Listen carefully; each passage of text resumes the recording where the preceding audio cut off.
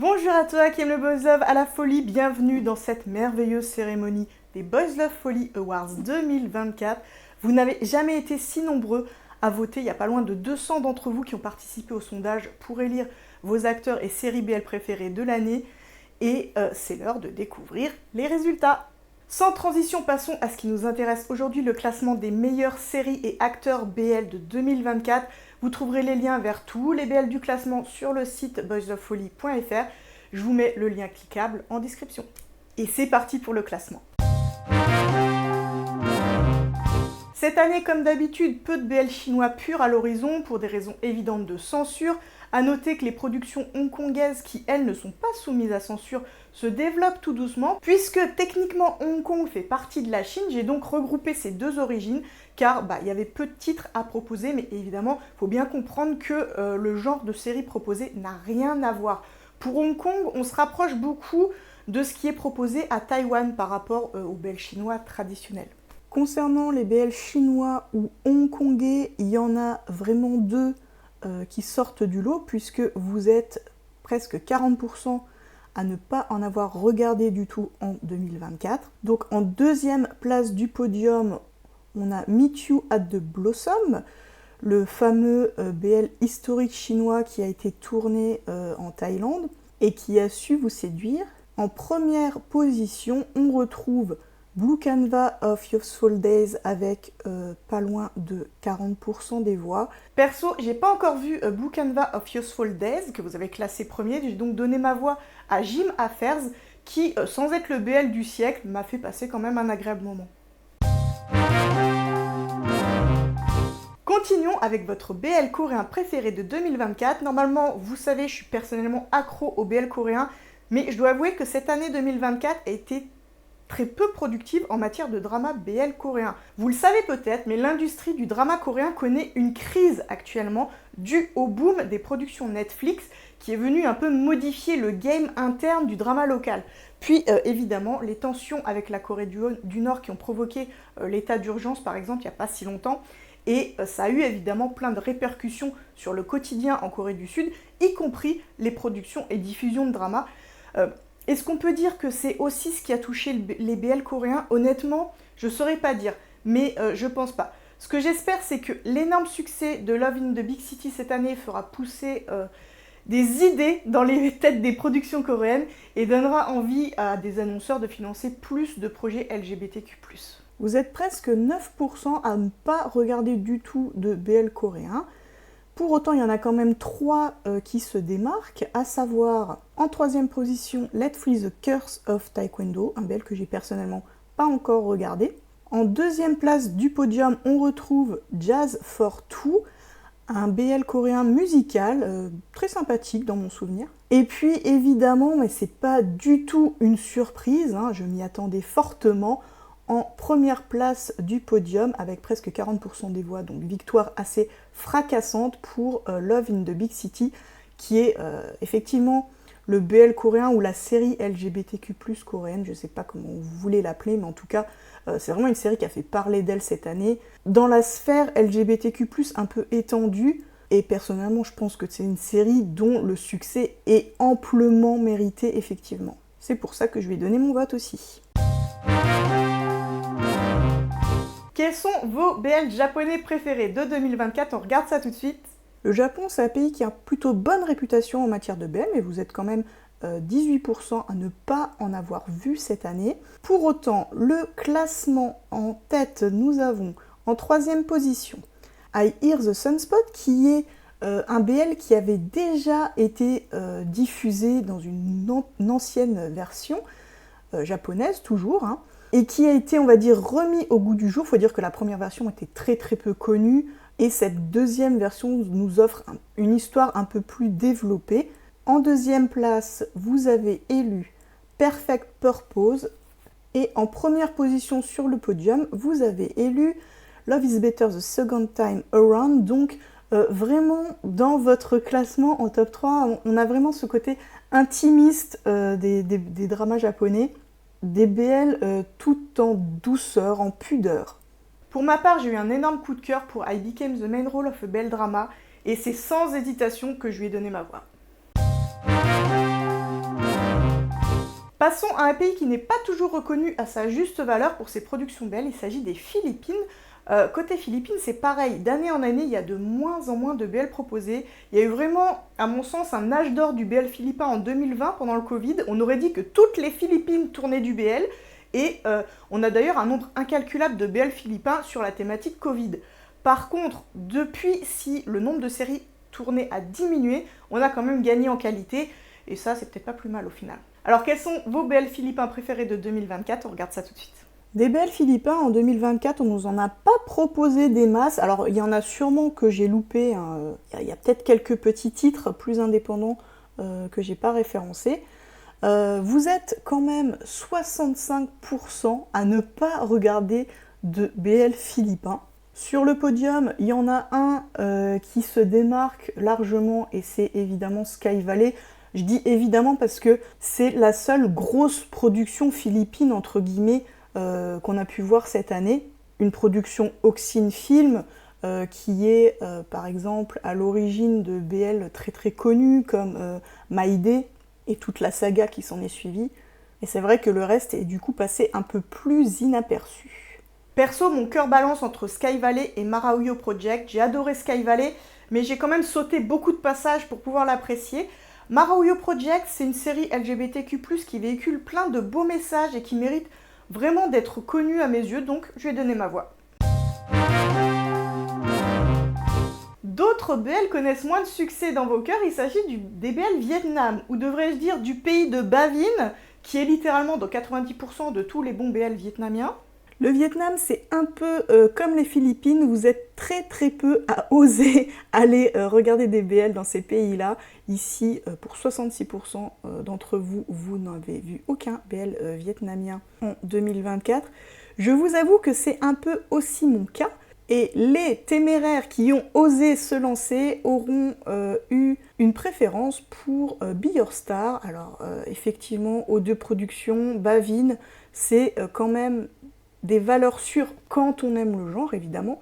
Ce sont des petites productions, mais à l'échelle du BL vietnamien, c'est le gros nom du BL vietnamien. Pour ma part, j'ai pas voté car j'étais au bout d'aucun de ces BL vietnamiens cette année. J'ai essayé, je vous jure, hein, mais c'était pas possible. Idem pour ce que j'ai appelé les pays émergents, à savoir les nouveaux pays producteurs de BL. Là, j'ai pas voté. Du côté des nouveaux pays petits producteurs de BL, là encore, vous êtes encore timide à oser vous lancer sur ce genre de production. Vous êtes 73% à ne pas avoir regardé de BL de ce genre. Et si vous êtes curieux de l'avoir fait, sachez que 9% des votants vous recommanderaient plutôt de commencer par Blue Sky, qui est un BL cambodgien. Enfin, parlons d'un pays qui a plus de succès en termes de production BL, j'ai nommé Taïwan. Côté Taïwan, vous êtes tout de même près de 10% quand même à ne pas regarder de BL taïwanais. Mais pourquoi, j'ai envie de dire? Bon, après, pour discuter avec beaucoup d'entre vous, je sais que vous êtes quand même une part importante des personnes qui ne regardent que du BL thaïlandais. Et c'est votre droit le plus légitime. Sur le podium taïwanais, nous avons donc en 3e position The Only One avec presque 15% des voix. Une romance donc qui met en scène des demi-frères par alliance. En 2e position, vous avez voté pour First Note of Love avec presque 20% des voix. Et c'est aussi mon choix. Vraiment, j'ai tout adoré dans cette série, que ce soit le casting, l'intrigue, la musique. Vraiment rien à redire. J'ai beaucoup aimé ce drama. Et en première place du podium avec une victoire assez fracassante, hein, parce que 44% des voix, on n'est pas loin quand même de la moitié des personnes, vous avez élu meilleur BL taïwanais 2024, Unknown. Pour finir, passons au pays que vous attendez tous, à savoir la Thaïlande, évidemment. On commence avec la catégorie des remakes. Je les ai mis à part parce qu'en général, comme on connaît déjà l'histoire, ce sont pas des titres qui se classent dans le top 3. Donc je les ai séparés parce que je trouve que c'est quand même intéressant de voir quels remakes vous avez trouvé les plus réussis. Vous êtes tout de même 10% à ne pas avoir vu de remake. Alors oui, c'est vrai que c'est pas forcément évident de se relancer sur une série dont on connaît déjà l'histoire. Ceci dit, vous avez quand même apprécié En troisième position, Addicted Heroine, même si c'était pour le coup une sorte de troisième essai, puisqu'en 2023, on avait déjà eu droit à un remake qui était Stay With Me, donc une adaptation chinoise de la première série qui elle aussi était chinoise. Sur la deuxième place du podium, vous avez voté pour My Love Mix-Up, la version thaïlandaise du drama japonais du même nom. Cette histoire de lycéens qui écrivent le nom de leur crush sur une gomme, mais en première position de manière assez claire et nette, hein, avec presque la moitié des voix, vous avez voté pour Cherry Magic. J'ai aussi voté pour Cherry Magic, donc je vous avoue que Love Sick, je l'ai pas vu, donc je peux pas me prononcer dessus. Mais Cherry Magic, si dans mon cœur ça remplace pas la version japonaise, c'était quand même, c'est vrai, un très beau remake à mon sens. Concernant le top 3 thaïlandais, je vous avais proposé de voter pour votre numéro 1, numéro 2, numéro 3. Donc j'ai dû faire des petits calculs savants intermédiaires pour classer vos votes. Je vous passe les détails. En cinquième position, vous avez voté pour Pit Babe, le premier BL Omegaverse qui vous a donc assez plu au final. En quatrième position, vous avez voté pour The Sign, là encore un BL un peu fantastique, sur fond d'intrigue policière qui vous aura donc assez séduit. Concernant le trio de tête, sur la troisième place du podium, on retrouve Jack and Joker. Là, je peux rien vous en dire de plus parce que personnellement, je ne l'ai pas vu. En deuxième place, vous avez voté pour Wendy Good Day, une série qui mêle romance et box tie.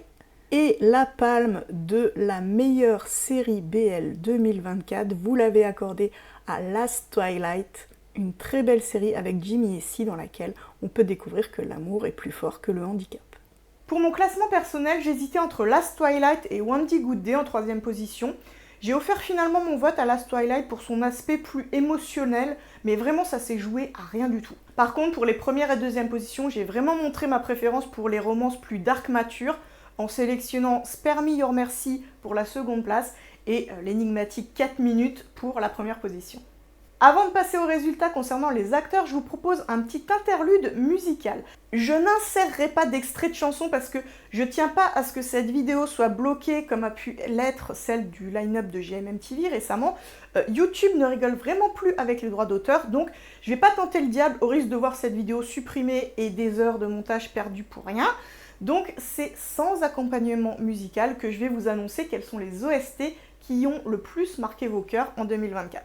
En troisième position, vous vous êtes délecté sur les sons de Wendy Good Day. Sur la deuxième place du podium, vous avez chantonné sous les douces mélodies de Last Twilight. Et enfin, l'OST que vous avez le plus écouté et cité pour le coup, c'est celle de We Are, qui apparemment a su faire chavirer vos cœurs. Enfin, passons au moment que vous attendez tous avec impatience, le classement de vos acteurs thaïlandais préférés.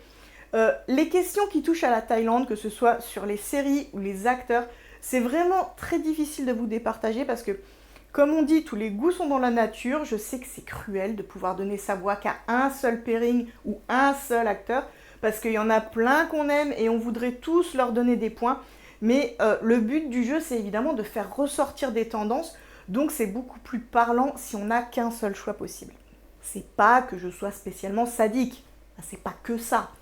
Concernant les pairings qui vous ont fait chavirer en 2024, on trouve en troisième position Poom et Up dans My Stand-In, une série que j'ai pas vue pour ma part, mais Poom, j'étais grave en crush sur lui dans Beg Me Please et j'ai très envie de voir My Stand-In. Je pense que c'est une des premières séries que je vais regarder lors de mon prochain abonnement à HUI. En deuxième position, vous avez chaviré sous les roucoulades de Grit et In dans Wendy Good Day. Le boxeur et le docteur vous ont pas laissé indifférents. Et enfin, les premiers dans vos cœurs sont Yin et War de Jack and Joker. Alors là encore, une série que j'ai pas vue, mais par contre, Yin et War, ouais, c'est sûr. Ils font vraiment partie de ces pairings qu'on ne peut qu'aimer. Côté pairing, pour ma part, j'hésitais entre Pompouin et Mossbang. Pompouin parce que c'est un des rares pairings où j'adore tout autant l'un que l'autre, parce que c'est vrai que majoritairement, j'ai tendance à apprécier un des acteurs plus que l'autre. Et Mossbang pour le magnétisme qu'ils dégagent tous les deux. Sans mentir, je crois que je pourrais les regarder pendant des heures, même si réciter l'annuaire de Bangkok, du moment qu'ils se regardent dans le blanc des yeux. Et finalement, c'est pour ça que j'ai voté pour eux. Côté acteur, moi-même j'étais bien embêtée parce que je pouvais pas voter pour Earth Pirapat puisque son dernier BL, Moonlight Chicken, il date de 2023 et Ocean's Love est actuellement en cours de diffusion, donc c'est un BL 2025. Pas de Earth en 2024. Du coup, mon cœur a balancé entre deux autres crush acteurs, un de longue date, Billy de Secret Crush on You et The Sign en 2024, et JJ, un acteur que j'ai redécouvert tout récemment en décembre dernier dans Spare Me Your Mercy, et qui a failli faire exploser ma télé toute neuve de par sa beauté. J'ai décidé d'opter pour celui qui m'avait transmis le plus d'émotions, pas seulement pour son physique, mais aussi dans son rôle, dans son jeu. Il s'agit donc de JJ. De votre côté, parmi les meilleurs acteurs de 2024, vous avez élu en 3e position notre War avec 8,2% des voix. Alors c'est pas vraiment étonnant parce que vous l'avez cité en pairing avec Hin auparavant. Et traditionnellement, je sais qu'il y a toujours au moins un des acteurs du pairing préféré qu'on retrouve en acteur préféré par la suite. Donc voilà, ce coup-ci, cette année, c'est War. Ceci dit, sur la 2e place du podium, vous avez placé Bible et son aura très magnétique et sexy, on va pas se le cacher. Enfin, votre acteur préféré en 2024 est Om Pawat, l'éternel. C'est vrai que Om Pawat, je connais très peu de gens qui n'aiment pas Om Pawat. C'est vraiment une référence parmi les acteurs de par le nombre de rôles qu'il a joué, de par le nombre de pairings dans lesquels il a été impliqué. On l'a vu avec vraiment beaucoup de monde et peu importe avec qui il est en pairing en fait, à mon sens, il est toujours parfait dans son jeu, dans son attitude, et puis bah, on va pas se le cacher, hein, physiquement il est quand même au top, et je vous l'accorde pour ma part, je l'ai trouvé incroyable dans Kidnap, il crevait l'écran mais clairement. Donc je valide absolument votre choix. J'aurais adoré interviewer Om pour recueillir ses réactions en direct, je l'avais déjà fait d'ailleurs dans la vidéo des Awards 2021, mais Om aujourd'hui n'était pas disponible, hélas. Et bien voilà, il est temps de clôturer notre cérémonie des Boys of Holly Awards 2024. J'espère que tu as passé un agréable moment BL en ma compagnie. Je te retrouve très bientôt dans une nouvelle vidéo 100% BL, au plaisir.